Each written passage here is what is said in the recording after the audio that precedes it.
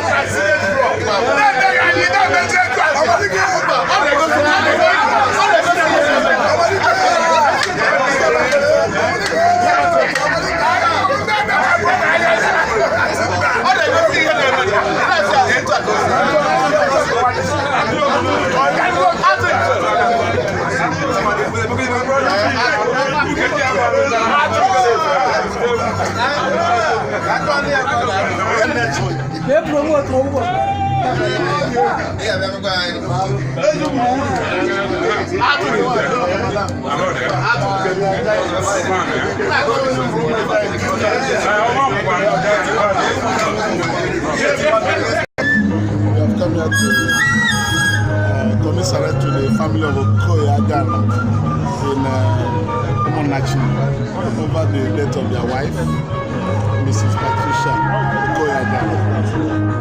We've come to ask them to take heart. Let them be comforted by the fact that everybody will die one day. There's nobody here that will not die. But now that it has come to be the turn of our sister, Madam Patricia, we bid her farewell and commit her soul to the kind hearts of God.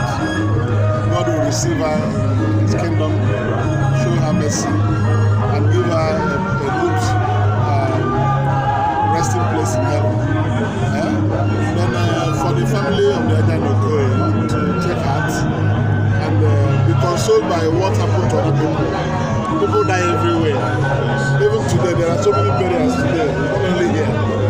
So since it is God's choice or order that man or woman must die, we accept it with total submission to God Almighty. And may God grant them the fortitude to bear the loss. Thank you so much.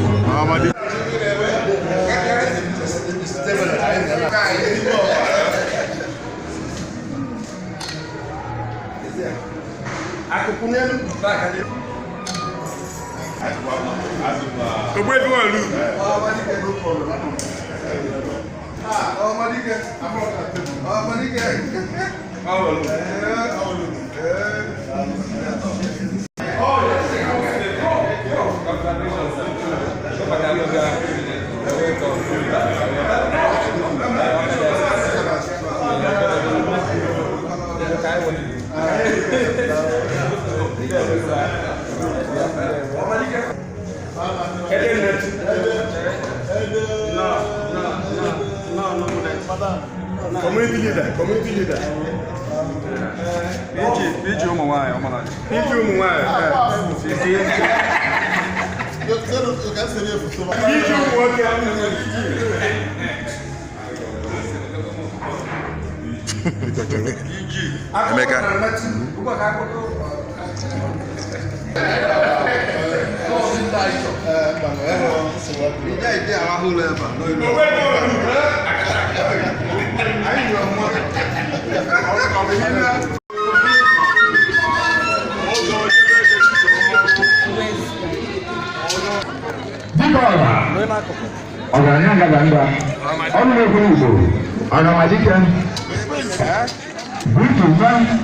Distinguished Senator. How did he say? What is it? House of Rap. Hello.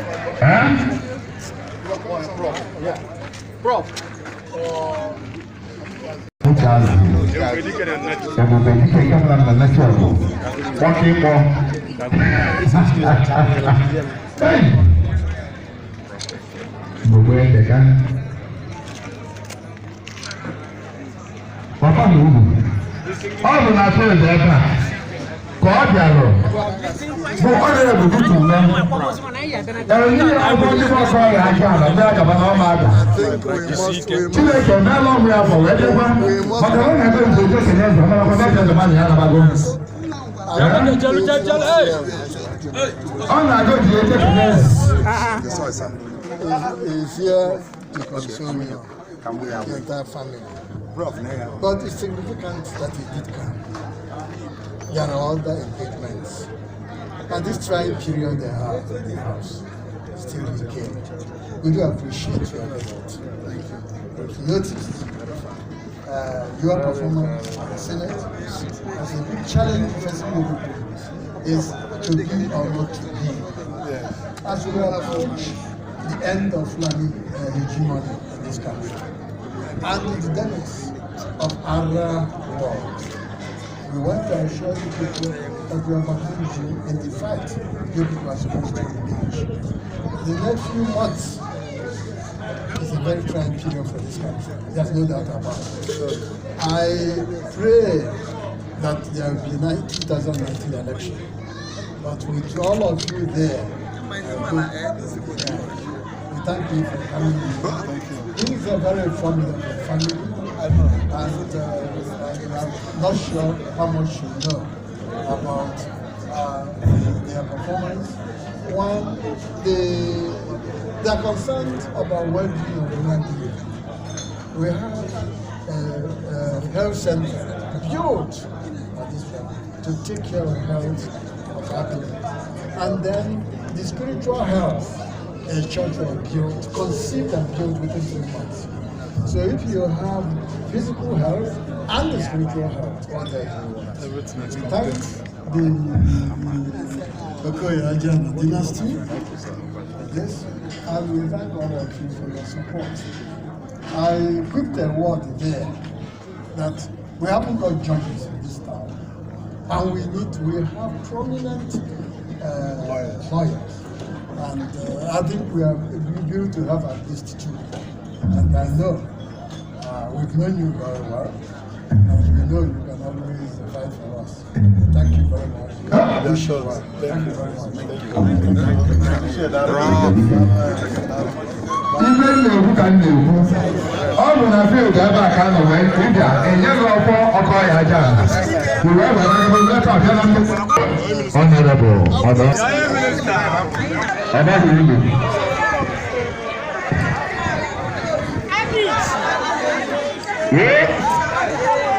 Senator Vicky Man. Thank you.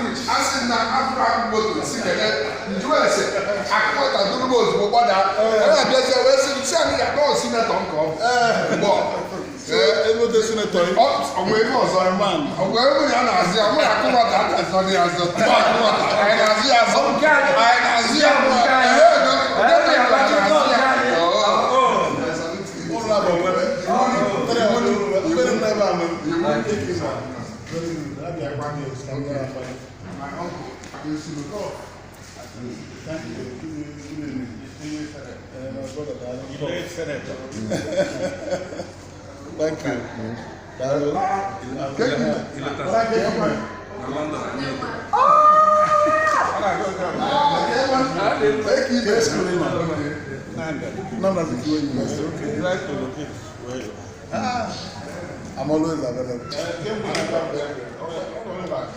Because of you, thank you. No chance.